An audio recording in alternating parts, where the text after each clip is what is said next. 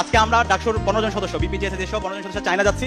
China থেকে আবার ছাত্রীদের জন্য 1500 সিটের একটা হল নির্মাণের জন্য ইতিমধ্যে তার অনুমোদন দিয়ে দিয়েছে। জুলাই বিপ্লব এবং বিপ্লব পরবর্তী এই ধরনের দাসত্বের রাজনীতির কবর আমরা রচনা করেছি। এখন এই ক্যাম্পাসে তোমাদের হাতে দিয়ে গেলাম। তোমরা যদি ইউনাইটেড থাকো, তোমরা যদি তোমাদের শিরদাঁড়াকে উঁচু রাখো, তোমরা যদি এই গণরুম গেস্টরুম কালচারের বিরুদ্ধে, এই ফাও রাজনীতির বিরুদ্ধে, এই পেশি শক্তি রাজনীতির বিরুদ্ধে তোমরা যদি ঐক্যবদ্ধভাবে এটার বিরুদ্ধে কথা বলতে পারো, তাহলে এই ক্যাম্পাসে আর কখনো গণরুম গেস্টরুম কালচার ফিরবে না ইনশাআল্লাহ। আমি কি তোমাদের থেকে সেই কমিটমেন্টটা নিতে পারি? তোমরা কি পারবে ইনশাআল্লাহ? ইনশাআল্লাহ। এবং থেকে হলটা দিয়ে হলের সিট দিয়ে দিতে পারতাম, সেটা খুবই ভালো হতো, কিন্তু হল নির্মাণ হওয়ার জন্য একটু সময় লাগবে। আমরা সেই প্রসেস শুরু করে দিয়েছি। তোমরা জেনে নিশ্চয়ই আনন্দিত হবা, তোমাদের জন্য আমরা 841 কোটি টাকার একটা প্রকল্প, বিশ্ববিদ্যালয় প্রশাসন এবং ওই সময় যারা ছাত্র নেতৃত্ব ছিল, ছাত্র সংগঠন, আমরা সবাই মিলে এই প্রকল্প নিয়ে এসেছিলাম। 841 কোটি টাকার এই প্রকল্পের আওতায় ঢাকা বিশ্ববিদ্যালয়ে ছাত্রীদের জন্য মোট 5টা হল, ছাত্রদের জন্য মোট 5টা হল, মোট 10টা হল নির্মাণ হবে।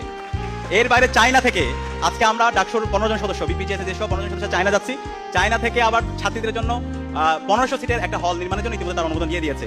এবং এই প্রকল্পের কাজ যেন দ্রুত শুরু হয়, সেটার জন্য তোমাদের সহযোগিতা আমাদের লাগবে। তোমরা কি আমাদের সাথে থাকবা?